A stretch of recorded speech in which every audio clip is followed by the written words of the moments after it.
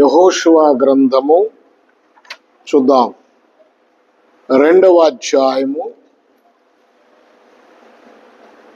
నేను మొదటి నుంచి చదువుతున్నాను, మీరు చూడండి. నూను కుమారుడైన యెహోషువ వేగుల వారైన 2 మనుషులను పిలిపించి, మీరు పోయి దేశమును ముఖ్యముగా యెరికోను చూడుడని వారితో చెప్పి, సిత్తీము నుండి వారిని రహస్యముగా పంపెను. వారు వెళ్ళి రాహాబును ఒక వేశ్య ఇంట చేరి అక్కడ దిగగా, దేశమును వేగుచూటకు ఇశ్రాయేలీయుల యొద్ద నుండి మనుషులు రాత్రి వేళ ఇక్కడికి వచ్చిరని యెరికో రాజునకు వర్తమానం వచ్చెను. ఆ మొదటి వచనంలో చివరి భాగం, వారు వెళ్ళి రాహాబను ఒక వేశ్య ఇంట చేరి అక్కడ దిగగా అని ఉంది. ప్రభునందు ప్రియులారా, యెహోషువ గ్రంథము చాలా ప్రాముఖ్యమైన గ్రంథము. అంటే బైబిల్లో అన్ని ప్రాముఖ్యమైనవే. ఇందులో మనకి చాలా ఆత్మీయ పాఠాలు కనపడతాయి. ఈ 2వ అధ్యాయంలో ఒక స్త్రీ కనపడుతుంది. ఈమె రాహాబు అంటే అర్థం ఏమిటంటే విశాలత. ఈమె జీవితాన్ని మనం చూసినప్పుడు ఈమె ఒక అన్య దేశములో ఉంది, విగ్రహారాధికుల మధ్యలో ఉంది. ఈమె గూర్చి మనం చదివినప్పుడు ఈమె ఒక వేశ్య అని చెప్పబడింది. కొన్ని విషయాలు తెలుసుకుందాం మనం. అంతేకాదు, ఈమె పూటకూళ్ళ వ్యక్తి అని కూడా చెప్పబడింది. మనం అర్థం చేసుకోవచ్చు. ఎందుకంటే ఆ మార్గమున వెళ్ళే వారికి భోజన సదుపాయాలు ఏర్పాటు చేసే వ్యక్తి అని కూడా మనం తెలుసుకోవాలి. ఈమె ఒక వేశ్య అని చెప్పబడింది. అసలు ఇక్కడ మీకు కొన్ని విషయాలు చెప్పాలి. వేగుల వారు రాహాబు అను ఈ వేశ్య ఇంటికి చేరారని చెప్పబడింది. బైబిల్లో మనం చూసినప్పుడు మనము సహజంగా ఆ వేశ్య అనే పదానికి కొన్ని విషయాలు మనం జ్ఞాపకం చేసుకుందాం. చాలా మంది అనుకుంటారు వేశ్య అంటే కేవలము శరీరాన్ని అమ్ముకొని జీవించే వ్యక్తి, శరీరంతో పాపం చేసే వ్యక్తే వేశ్య అనుకుంటారు. కానీ బైబిల్ అలా చెప్పట్లేదు. ఆ వ్యక్తి వేశ్యే కాదని నేను అన్నాను.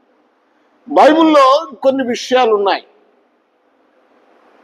ఒకటి, దేవునిని విడిచి తిరిగేటువంటి వ్యక్తులను వేశ్యలు అని బైబిల్ చెప్తుంది. అంటే దేవుని దగ్గరకు రాకుండా, దేవునితో సంబంధము లేకుండా జీవించే వ్యక్తులు వేశ్యలు అని బైబిల్ చెప్తుంది. ఆ తర్వాత మనం చూస్తే ఇంకా వేశ్యలు ఎవరు అంటే విగ్రహారాధన చేసేవారు వేశ్యలని బైబిల్ చెప్తుంది. చూడండి, ఇర్మియా గ్రంథము 3వ అధ్యాయము 8-9 వచనాలు. ఇర్మియా గ్రంథము 3వ అధ్యాయము, ద్రోహియగు ఇశ్రాయేలు వ్యభిచారము చేసిన హేతువు చేతనే నేను ఆమెను విడిచిపెట్టి ఆమెకు పరిత్యాగ పత్రిక ఇయ్యగా, విశ్వాసఘాతకురాలైగు ఆమె సహోదరి అయిన యోధా చూచియు తానును భయపడక వ్యభిచారము చేయుచు వచ్చుచున్నది. వీళ్ళు ఎవరితో వ్యభిచారం చేస్తున్నారు? ఇశ్రాయేలీలు అంటే ఒక సమాజం, యూదా వారంటే ఒక సమాజం. సమాజం వ్యభిచారం చేయటం ఏమిటి? ఈ సమాజము వారు ఎవరితో వ్యభిచారం చేస్తున్నారు అని మనం ఆలోచిస్తే రాళ్లతోనూ మొద్దులతోనూ వ్యభిచారము చేసెను. ఆమె నిర్భయముగా వ్యభిచారము చేసి దేశమును అపవిత్రపరచను. రాళ్లతోనూ మొద్దులతో, రాళ్ళు విగ్రహములుగా మలచబడిన రాళ్లతో, రాళ్లను పూజించటం వలన, విగ్రహములుగా మలచబడిన చెక్కలను పూజించటం వలన దేవుడు వారిని ద్రోహులు అంటున్నాడు. ద్రోహులనే కాదు, వ్యభిచారులని పిలుస్తున్నాడు. ఒకటి, దేవుణ్ణి విడిచి తిరిగేవారు వ్యభిచారులు. రెండోది, విగ్రహారాధన చేసేవారిని బైబిల్ చెప్తుంది ఇక్కడ వ్యభిచారులు అని. విగ్రహారాధన పాపం. విగ్రహాలకు పెట్టింది కూడా భుజించకూడదు. విగ్రహాలకు అర్పించిన నైవేద్యము భుజించకూడదు.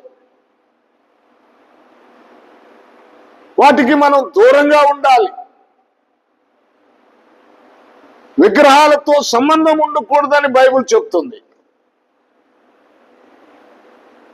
కానీ ఇశ్రాయేలీలు, యూదా వారు కనపడిన రాయికి చెక్కకి మొక్కి అన్య దేవతలను, విగ్రహాలుగా మలచబడిన దేవతలను మొక్కి వారు వ్యభిచారులయ్యారు.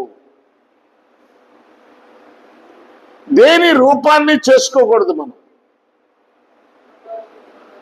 దేని రూపమును చేసుకున్నా అది పాపమే. నిర్గమాకాండము మీరు 20వ అధ్యాయంలోనికి రండి. నిర్గమాకాండము 20వ అధ్యాయం ఒక్క మాట చూద్దాం. ఎన్నో వచనం? చదవండి. 20వ అధ్యాయం. ఒక్క నిమిషం నేను తీస్తున్నా.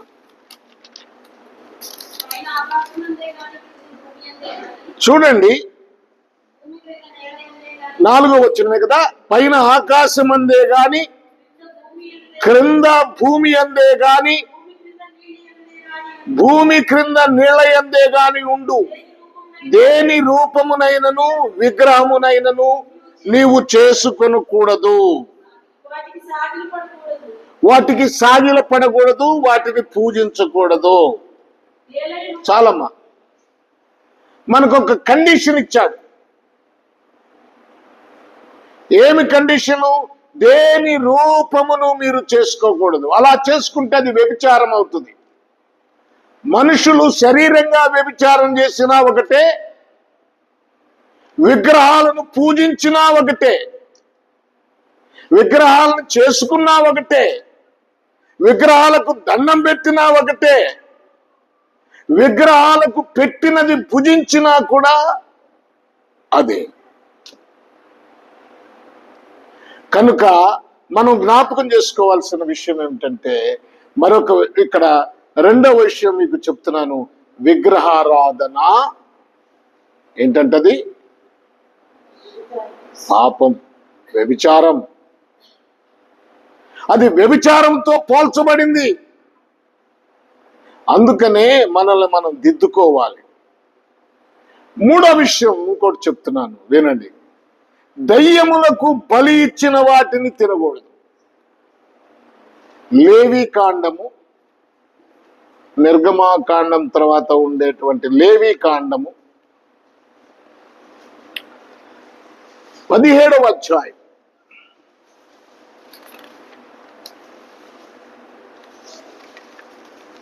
17వ అధ్యాయము 7వ వచనాన్ని మనం చదువుకుందాం. ఏంటంట? వారు వ్యభిచారులై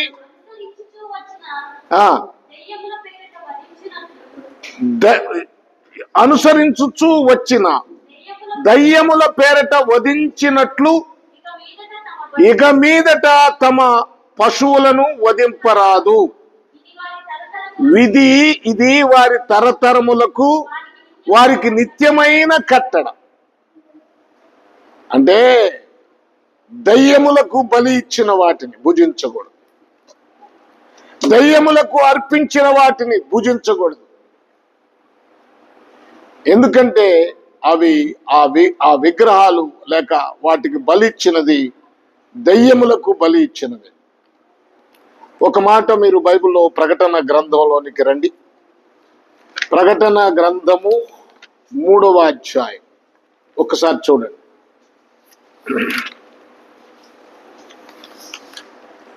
ప్రకటన గ్రంథము ఇక్కడేముంది? 2వ అధ్యాయం.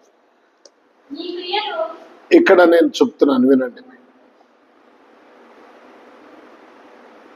చూడండి 21వ వచనం లేకపోతే 20వ వచనం. మోపవలసి ఉన్నది ఏమనగా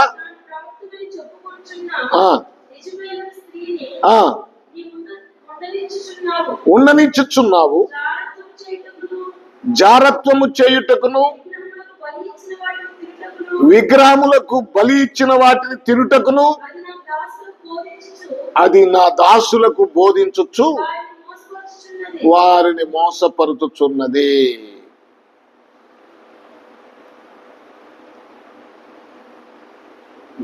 విగ్రహములకు బలి ఇచ్చినవి, దెయ్యాలకు బలి ఇచ్చినవి, దెయ్యములకు బలిచ్చిన వాటిని, దెయ్యముల పాత్రలోనిది పౌలు గారు రాస్తారు. దెయ్యాలకు బలి ఇచ్చిన వాటిని మనము, దెయ్యాలకు అర్పించిన వాటిని మనము తినము. ఒకటి దేవుణ్ణి విడిచి తిరుగుట వ్యభిచారము, రెండోది విగ్రహాలకు అర్పించింది వ్యభిచారము, మూడోది దెయ్యములకు పెట్టిన వాటిని మనం వాటిలో పాలిభాగస్తులు అవటం వ్యభిచారం అని చెప్పబడింది. మరొక విషయం, మత్తయి రాసిన సువార్త 5వ అధ్యాయము 22వ వచనం. మత్తయి రాసిన సువార్త 5వ అధ్యాయము 22వ వచనం ఏముంది అక్కడ? నేను మీతో చెప్పున్నదేమనగా తన సహోదరుడు మీద కోపపడు ప్రతివాడు విమర్శకు లోనగును, వ్యర్థుడా అని చెప్పువాడు ఏమంటంట? మహాసభకు లోనగును. ఆగు ఆగాగు ఆగాగు 27వ వచనం చదువు. వ్యభిచారము చేయవద్దని చెప్పబడిన మాట మీరు విన్నారు కదా, మీరు విన్నారు కదా. నేను మీతో చెప్పున్నదేమనగా ఒక స్త్రీని మోహం చూపుతో చూసు ప్రతివాడు అప్పుడే తన హృదయమందు ఆమెతో వ్యభిచారము చేసిన వాడగును. ఇక్కడ వ్యభిచారం అంటే ఏంటి? మోహపు చూపు. ఒక స్త్రీని పురుషుడు గాని, పురుషుడిని స్త్రీ గాని మోహపు చూపు చూస్తేనే అది వ్యభిచారము అని చెప్పబడింది. వ్యభిచారము. వేశ్య అంటే శరీరాన్ని అమ్ముకున్నదే కాదు, వేశ్యలు ఎవరో బైబిల్ స్పష్టంగా చెప్తా ఉంది. ఈ విషయాల్ని ఎవరు కూడా ఎప్పుడు కూడా మర్చిపోకుండా మనసును పెట్టుకుంటే నీవు వ్యభిచారం కాకుండా ప్రభు రాజ్యానికి వెళ్ళేటువంటి ఆత్మ సంబంధమైన మెట్టులోని జీవించటానికి వీలు పడుతుంది. ఇంకొక విషయం చెప్తాను చూడండి. బైబిల్లో 12వ అధ్యాయము 16వ వచనం, ఏప్రిల్కు రాసిన పత్రిక. శరీర అక్కర కొరకు ఆత్మీయ జీవితాన్ని కుదువ పెట్టటం వ్యభిచారం. శరీర అక్కర కోసం, శరీర అక్కరను తీర్చుకోవటానికి ఆత్మీయ జీవితాన్ని పాడు చేసుకుంటూ ఉంటారు. ఆత్మీయ జీవితంలో పడిపోతారు. ఏమండి? లోక సంబంధమైన విషయాలకు వెళ్ళిపోతారు. 12వ అధ్యాయము 16వ వచనం చూడండి. చూడండి, ఇక్కడ ఏసావుని గురించి చెప్తున్నాడు. ఏసావుని గురించి, ఒక్క పూట కూటి కొరకు తన జ్యేష్ఠత్వపు హక్కును అమ్మివేసిన ఏసావు వంటి భ్రష్టుడైనను వ్యభిచారినైనను ఉండునేమో అని జాగ్రత్తగా చూసుకొనుడి. ఏంటంట? దేనికోసం? ఏమండి? ఒక్క పూట తిండి కోసం, ఒక్క పూట కూటి కొరకు తన జ్యేష్ఠత్వాన్ని అమ్ముకున్నాడు, ఆత్మీయ స్థితిని అమ్ముకున్నాడు. ఈనాడు అలాంటి వాళ్ళు ఎంతో మంది ఉన్నారు. ఈ లోక సంబంధమైన తిండి కోసం, ఆహారం కోసం దేవుని సన్నిధిని విడిచిపెట్టి తిరిగేవాళ్ళు, దేవునితో సంబంధం లేకుండా ఉండేవారు. రక్షించబడ్డారు కానీ దేవునితో అంటగట్టబడరు. చాలా మంది అండి, నాకు అదే బాధ, వేదన. ఈ లోక సంబంధమైన విషయాలను ప్రేమించి రక్షించబడిన నీవు ఆదివారం ఆరాధన లేకుండా, దేవుని సన్నిధికి రాకుండా, విజ్ఞాపన దినం లేకుండా నీ ఇష్టం వచ్చినట్లుగా తిరుగుతున్నావు. దేవుణ్ణి విడిచిపెట్టి తిరగటం, నీ ఇష్టం వచ్చినట్లుగా ప్రవర్తిస్తున్నావు. అది వ్యభిచారంతో సంబంధం అని బైబిల్ చెప్తుంది. ఇదిగో, ఒక్క పూట తిండి కోసం తన జ్యేష్ఠత్వాన్ని, ఒక మంచి జీవితాన్ని, దేవుడిచ్చిన ఆధిక్యతని పోగొట్టుకున్న ఎవరంటే భ్రష్టుడు. తర్వాత ఏమన్నాడు? వ్యభిచారి. భ్రష్టుడనే కాదు, తర్వాత వ్యభిచారి అని కూడా చెప్పబడుతుంది. చూడండి, ప్రభునందు ప్రియులారా, జ్ఞాపకం చేసుకుందాం. మరొక విషయాన్ని జ్ఞాపకం చేసుకుందాం. చూడండి, మత్తయి రాసిన సువార్త 5వ అధ్యాయము, ఇందాక చదివాం కదా, 32వ వచనాన్ని కూడా చదువుదాం.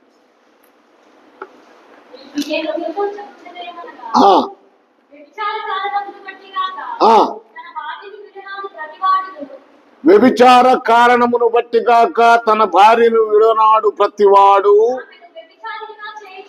ఆమెను వ్యభిచారిగా చేయుచున్నాడు. భార్యను విడిచిపెట్టే ప్రతివాడు, ఏదో కారణాలు చెప్పి విడిచిపెట్టే ప్రతివాడు. అంటే భార్యను వదిలిపెట్టడానికి దేవుడు ఒక కండిషన్ పెట్టాడు. ఆమె వ్యభిచారం చేస్తూ ఉంటే వదిలిపెట్టవచ్చు, అది కూడా క్షమిస్తే మంచిదని భక్తుడు చెప్తున్నాడు. వ్యభిచారము చేసే భార్యను కూడా క్షమించి భార్యగా స్వీకరిస్తే మంచిది.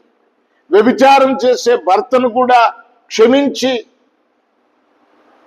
భర్తగా హత్తుకుంటే మంచిది. ఒకవేళ ఆ వ్యభిచారం చేసిన స్త్రీతో నువ్వు కాపురం చేయలేకపోతున్నావు అనుకో, వదిలిపెట్టేసి. ఆ కారణము తప్ప ఇక ఏ కారణముతోనూ భార్యను వదిలిపెట్టకూడదు అంటున్నాడు. అలా వదిలిపెడితే ఏమవుతుందంట? అది ఆ 32వ వచనం మరొకసారి చదువుకుందాం. 32వ వచనం, నేను మీతో చెప్పునదేమనగా వ్యభిచార కారణమును బట్టి గాక తన భార్యను విడనాడు ప్రతివాడును ఆమెను వ్యభిచారునిగా చేయుచున్నాడు. ఇంకో మాట, విడనాడబడిన దానిని పెండ్లాడేవాడు వ్యభిచరిస్తున్నాడు. భర్త వదిలిపెట్టాడు అనుకో, ఆ వదిలిపెట్టిన దానిని కూడా పెండ్లాడకూడదని లేదు, అది వ్యభిచారం కింద వస్తుందని చెప్తారు. ప్రభునందు ప్రియులారా, జ్ఞాపకం చేసుకుందాం. ఇంకో మాట చదువుకుందాం. ఇంకో మాట, మత్తయి రాసిన సువార్త 16వ అధ్యాయము 4వ వచనాన్ని చదవండి. మత్తయి రాసిన సువార్త 16. ఇప్పుడు ఎవరంట? వ్యభిచారులు ఎవరు? సూచక్రియలు. దేవుడు నాకు ఆ అద్భుతమును చేస్తే నేను ప్రభువుని నమ్ముకుంటాను, మాకు పెళ్ళైతే ప్రభువుని నమ్ముకుంటాను, లేకపోతే నాకు ఉద్యోగం వస్తే ప్రభువుని నమ్ముకుంటాను. ఏదో ఒక సూచక క్రియను అడుగుతూ ఉన్నారట. 16:4 చూస్తే, వ్యభిచారులైన చెడ్డ తరము వారు సూచక క్రియను అడుగుచున్నారు, సూచక క్రియలు అడుగుతున్నారు. సూచక క్రియలు అడిగేవారు వ్యభిచారులు. దేవుడు నాకేదన్నా చూపించాలి. అరే, దేవుడు నీ కోసం గొప్ప వాక్యాన్ని ఇచ్చాడు. ఈ వాక్యం మన ముందు ఉంది. దేవుడు మన కొరకు సిలువ వేయబడ్డాడని స్పష్టంగా చెప్పబడుతుంది. వాక్యము సత్యము, వాక్యమే సత్యం. సత్యమైన వాక్యము దేవుడు మనకిచ్చాడు. ఈ వాక్యాన్ని విని నువ్వు విశ్వసించాలి. ఈ వాక్యం చెప్పేది నీ హృదయంలోనికి తీసుకోవాలి. వాక్యమే మనకి ప్రామాణికం. కానీ సూచక్రియలు అద్భుతాలు అడిగితే దేవుడు చేసేటప్పుడు చేస్తాడు అద్భుతాలు, అది వేరు. నువ్వు నమ్మటానికి అద్భుతాలు అడగకూడదు, సూచక క్రియలు అడగకూడదు. ప్రియులారా, కనుక ఎవరు వేశ్యలు? ఇప్పుడు నీకు 7 విషయాలు చెప్పారు. దేవుణ్ణి వదిలిపెట్టి తిరిగేవారు, విగ్రహారాధన చేసేవారు, దెయ్యాలకు బలి ఇచ్చిన వాటిని తినేవారు, మోహపు చూపు చూసేవారు, ఏమండి, ఇంకా శరీర అక్కర కొరకు ఆత్మీయ జీవితాన్ని తాకట్టు పెట్టేవారు, భార్యను విడిచి లోకములో తిరిగేవారు, ప్రభు కార్యముల యందు విశ్వాసం ఉంచకుండా సూచక క్రియలు అడిగేవారు వ్యభిచారులు. సరే, ఇప్పుడు రాహాబు అనే ఈ స్త్రీ యెరికో పట్టణములో ఆమె ఒక వేశ్య అని చెప్పబడింది కదా. బైబిల్లో మనం మొదటి వచనంలో చివరిలో చదివితే, వారు వెళ్ళి రాహాబను ఒక వేశ్య ఇంట చేరి అక్కడ దిగగా, వేశ్య ఇంట చేరి అక్కడ దిగగా. చాలా మంచి పాఠాలు ఉంటాయి, చెప్పుకుందాం. అక్కడ దిగగా, ఎక్కడ దిగారు? ఒక వేశ్య ఇంట దిగారు.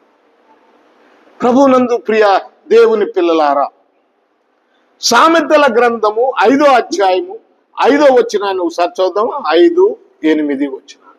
సామెతల గ్రంథము 5వ అధ్యాయము చూడండి.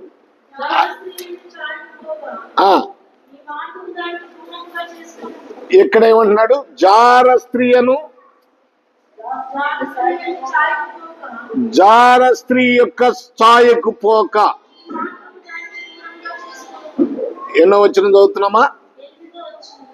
5వ వచనం. 5వ వచనం చదువు ముందు. దాని నడతలు మరణమునకు దిగుటకు దారి తీయును, దాని అడుగులు పాతాళమునకు చక్కగా చేరును. ఎవరి అడుగులు? వేశ్య అడుగులు. దాని నడతలు మరణమునకు దిగుటకు దారి తీయును. ఇప్పుడు 8వ వచనం కూడా చదువుతాం. జార స్త్రీయుండు ఛాయకు పోక నీ మార్గమును దానికి దూరముగా చేసుకొనుము, దాని ఇంటి వాకిటి దగ్గరకు వెళ్ళకము. వెళ్ళిన ఎడల పరులకు నీ యవన బలమును, క్రూరులకు నీ జీవిత కాలము విచ్చివేతువు. వెళ్ళావా? నువ్వు అలాంటి స్త్రీ దగ్గరికి వెళ్ళావా? నువ్వేమైపోతావు? పతనమైపోతావు. నీ జీవిత కాలం అంతా పతనమైపోతావు. ఇక నువ్వు బాగుపడవు. ఇక మీరు ఆ అధ్యాయం అంతా ఇంటికి వెళ్ళి చదువుకుంటే చాలా విషయాలు కనపడతాయి. కనుక ప్రభునందు ప్రియా దేవుని పిల్లారా, ఇంకో మాట చదువుదాం. ప్రసంగి గ్రంథము 7వ అధ్యాయము 25వ వచనం. ప్రసంగి గ్రంథము 7వ అధ్యాయము 25వ వచనం.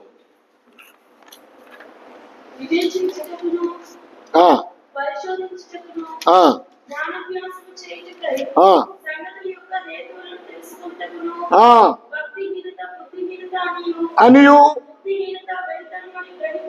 బుద్ధిహీనత వెర్రితనమని గ్రహించుటకును రూఢి చేసుకొని. ఇంకా చదవమ్మా. అంటే ఎక్కువ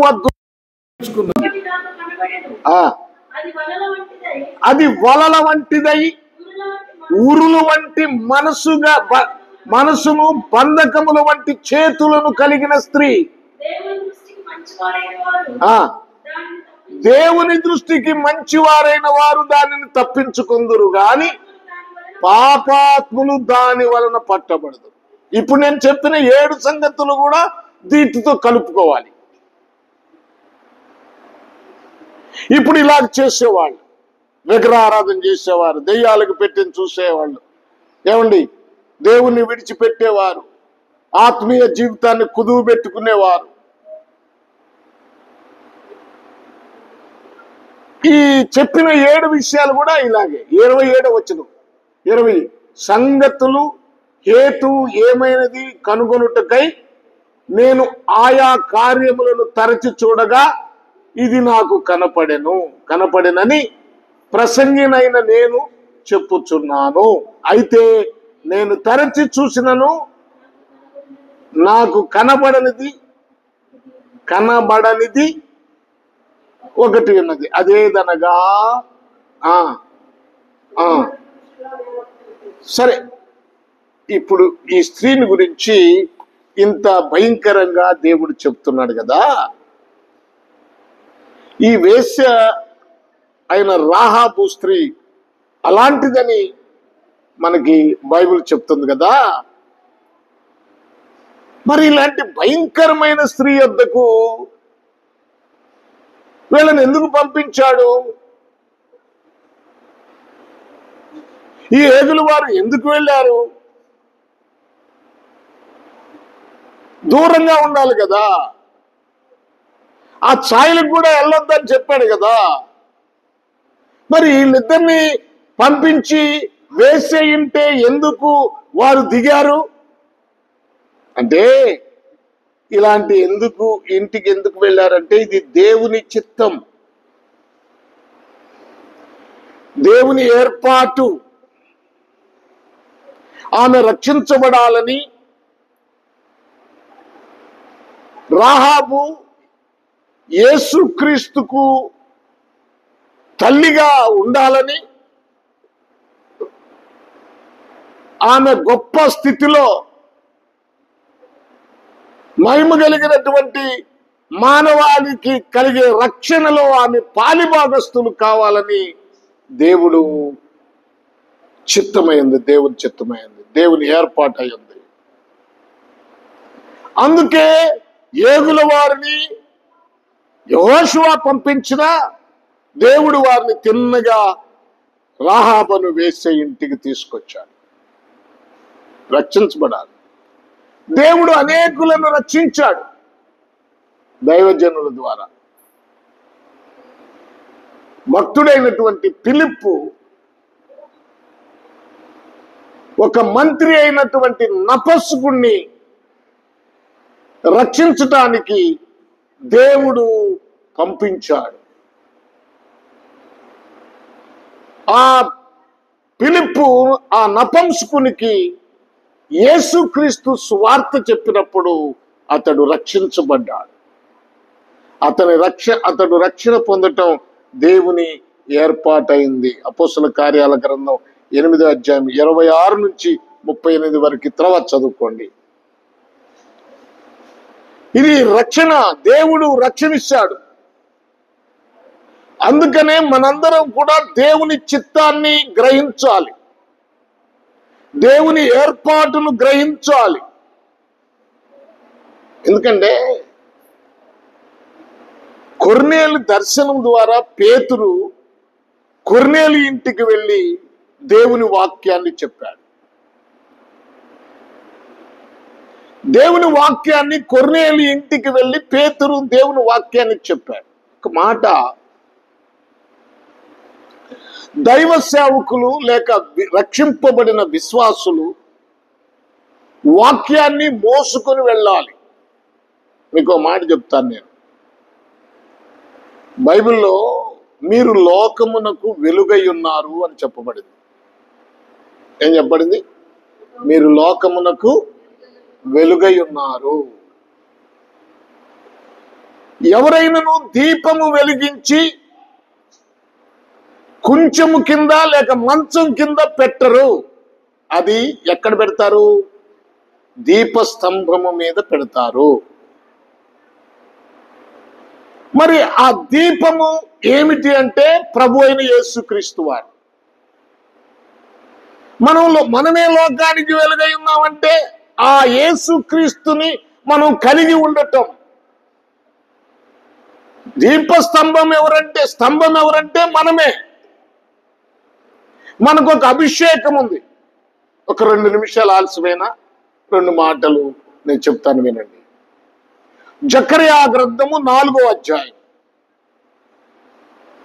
జకర్యా గ్రంథము 4వ అధ్యాయము ఒక మాట చూద్దాం. జకర్యా గ్రంథం 4వ అధ్యాయం.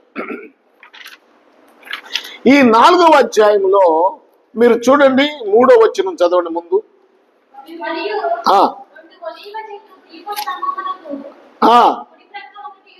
దీపస్తంభమునకు 2 ఒలీవ చెట్లు చెప్పి అప్పుడు 11వ వచనం చదవమ్మా.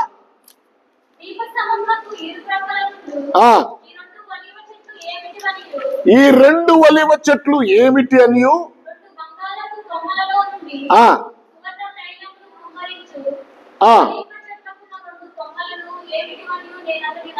అడుగగా అతడు నాతో, నీకు తెలియదా అనెను. నా ఏలినవాడా, నాకు తెలియదని నేననగా అతడు, వీరిద్దరూ సర్వలోకనాథుడగు యెహోవా యొద్ద నిలబడుచు తైలము పోయువారునై ఉన్నారు. అంటే అక్కడ ఏమనుంది? ఒకటేస్తుంది చూడు, తైలము అనే చోట పోయేవారు. అప్పుడు అభిషేకము పొందిన వారు. అభిషేకము పొందింది ఎవరు? మనందరం కూడా దైవ సేవకుల వైపే చూస్తాం. అభిషేకం పొందినవాడు దైవ సేవకుడు మాత్రమే అనుకుంటాం. ఆయనే అని మనం ఆలోచన చేస్తూ ఉంటాం. కానీ ప్రతి విశ్వాసి దేవుని చేత అభిషేకం పొందాడు. కొరింథీయులకు రాసిన 2వ పత్రిక 1వ అధ్యాయము 21వ వచనం చదవండి.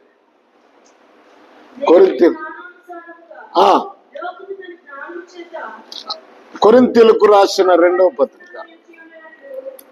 అమ్మా, అది మీతో కూడా క్రీస్తునందు నిలిచి ఉన్నట్లుగా మిమ్మల్ని స్థిరపరిచి అభిషేకించిన వాడు. ఎవరితో చెప్తున్నాడు ఈ మాట? కొరింథీలో ఉన్న సంఘానికి చెప్తున్నాడు. మీతో కూడా క్రీస్తునందు నిలిచి ఉన్నట్లుగా మమ్మను స్థిరపరిచి అభిషేకించిన వాడు దేవుడే. మిమ్మును మీతో కూడా క్రీస్తునందు నిలిచి ఉండునట్లుగా. మీతో కూడా. తర్వాత ఏముంది? ఆయన మనకు అంటే దైవజనులమైన మాకు, సంఘమైన మీకు ఆయన ముద్ర వేసి మన హృదయములలో మనకు ఆత్మను సంచకరువును అనుగ్రహించి ఉన్నాడు. ముద్ర వేశాడు. ఒక మాట చెప్పాలంటే అభిషేకించాడు. ఇప్పుడు మనం ఏం చేయాలా? మనము దేవుని వాక్యము, దేవుని వెలుగును మనము కలిగి ఉండాలి. దేవుని వెలుగుతో మనం నింపబడి ఉండాలి. ఒక స్తంభమై ఆ వెలుగును మన మీద ఉంచుకోవాలి. కొండ మీద ఉండు పట్టణము మరుగై ఉండదు అన్నట్లుగా ఎత్తైన స్థలములో ఉన్న దీపము, ఎంత ఎత్తుకు దీపం వెళితే అంత వెలుగు వస్తూ ఉంటుంది అందరికి. అలాగే మనము ఆత్మీయ జీవితంలో ఎదుగుతూ దీపాన్ని, దేవుని వాక్యాన్ని ధరించి ఉండాలి. వాక్యము అందరికీ తెలియజేసే వారంగా ఉండాలి. ఎలా వాక్యాన్ని తెలియజేస్తామంటే, మీరు లోకానికి వెలుగై ఉన్నారు అని ఎలా చెప్పగలుగుతామంటే, మన జీవితం, మన క్యారెక్టర్, మన నడవడిక, మన ప్రవర్తన, మన ఆలోచన, మన విధానం అంతా కూడా ఇతరులకు వెలుగునిచ్చేదిగా ఉండాలి. ఆ వేగుల వారిని రాహాబు అనే వేశ్య ఇంటికి దేవుడు పంపించి ఆ వేశ్యను రక్షించినట్లుగా మనము మన కుటుంబస్తులను, మన ఇరుగు పొరుగు వారిని, మన వెళ్ళు స్థలములో వారందరినీ ఆకర్షించి ఆ వేశ్య రక్షించబడినట్లుగా మనం కూడా అనేకులు రక్షించబడాలి. వేగుల వారి ఇంటికి వెళ్ళిన వారి జీవితాన్ని బట్టి, వారి ప్రవర్తనను బట్టి రాహాబు ఇంటి వారు రక్షించబడ్డారు. మనను కూడా మన ప్రవర్తనను బట్టి, మన ఆలోచనలు బట్టి, మన క్రియలను బట్టి ఎదుటి వారు రక్షణ పొందాలి. ప్రభునందు ప్రియ దేవుని పిల్లలారా, రాహాబు అనే వేశ్య ఒక విగ్రహారాధికురాలైన రాహాబు అనే ఒక వేశ్య జీవితాన్ని జీవిస్తున్న వ్యక్తి అయినప్పటికీ దేవుని ప్రణాళిక ఆమె మీద ఉంది. ఆమె ఎంత గొప్ప స్థాయికి వెళ్ళిందో తర్వాత చెప్పుకుందాం మనం కొన్ని విషయాలు. ఆమె ఎంత గొప్పదైందో, ఎంత ఆశ్చర్యం, దేవుని కొరకు తన జీవితాన్ని ఎలా త్యాగం చేసిందో ఎంత ఆశ్చర్యమైన విషయాలు ఉన్నాయి. కనుక మనము ఆశ్చర్యకరమైనటువంటి జీవితంలో ముందుకు సాగుదాం. రాహాబు వేశ్య ఏ విధంగా మార్పు చెందిందో నేను చెప్పినటువంటి 7 విషయాలు మీ జీవితాల్లో లేకుండా వాటన్నిటికీ దూరంగా ఉంటూ ప్రభు వాక్యాన్ని కలిగి వెలుగు జీవితాన్ని జీవిస్తూ ఆయన్ని మోసుకొని నువ్వు వెళ్ళు ప్రతి స్థలములో, నువ్వు ఉండు ప్రతి స్థలములో దీపస్తంభముగా ఆయన ధరించుకోవాలని కోరుకుంటూ దేవుడు ఈ మాటలు మనందరి కొరకు ఆశీర్వదించునుగాక. ఆమేన్. తల వంచండి, ప్రార్థన చేసుకుందాం.